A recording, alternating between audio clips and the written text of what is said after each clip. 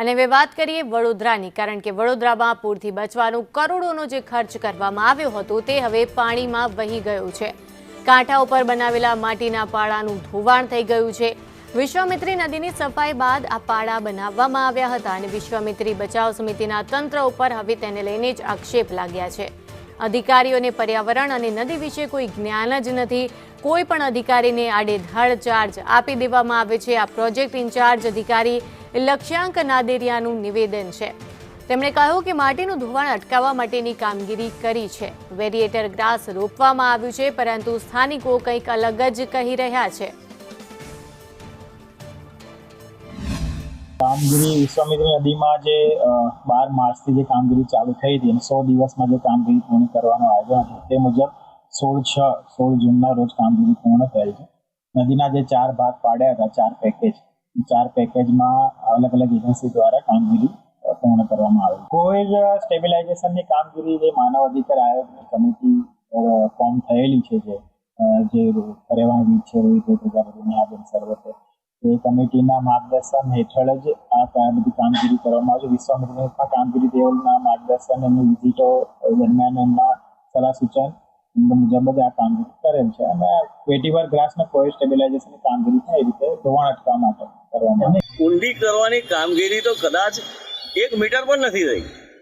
ડીસિલ્ટિંગ નામની જે વસ્તુ છે ને, જે ટેન્ડરની શરૂઆત 1 મીટર વાઇડનિંગ થયું અને ક્લિનિંગ થયું।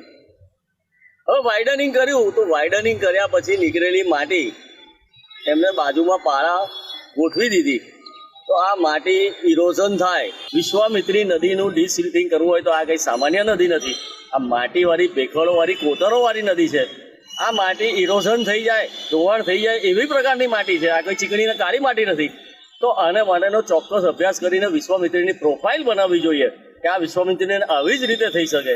એવું કોઈ પ્રોગ્રામ કર્યો નથી, માત્ર કોઈ પ્રસંગ આવી ગયો પૂરનો ને 50-100 કરોડ કેમનો ગાપચો મારવો એ જ કામ કરેલું છે। વડોદરા શહેરમાં ગત વર્ષે જે પૂરની પરિસ્થિતિ સર્જાઈ તેને નાથવા માટે અને નાગરિકોને ઉગારવા માટે કોર્પોરેશન દ્વારા કરોડો રૂપિયાનો ખર્ચ કરવામાં આવ્યો। વિશ્વામિત્રી નદીને ઊંડીને પહોળી કરવાની કામગીરી હાથ ધરવામાં આવી। આપ જોઈ રહ્યા છો તે મુજબ જે પ્રમાણે કામગીરી થઈ છે તે ખૂબ સારી છે, પરંતુ સાથે સાથે જે પાળા બનાવવામાં એ પાળાનું ધોવાણ થઈ રહ્યું છે। અત્યારે ધીમે ધીમે જેમ વરસાદ પડી રહ્યો છે તેમ પાળા ધોવાઈ રહ્યા છે, માટી એની સીધી નદીમાં જઈ રહી છે, એટલે નદીના પાછા જળસ્તર જે છે એ એની જ પરિસ્થિતિમાં આવે તેવી શક્યતાઓ જોવા મળી રહી છે। ત્યારે વહેલી તકે કોર્પોરેશનનું તંત્ર આ બાબતે પગલાં ભરે, કારણ કે આજ નહીં તો કાલે ગમે ત્યારે આ વરસાદના પાણી ફરી પૂરની પરિસ્થિતિ લાવે તો નવાય નહીં।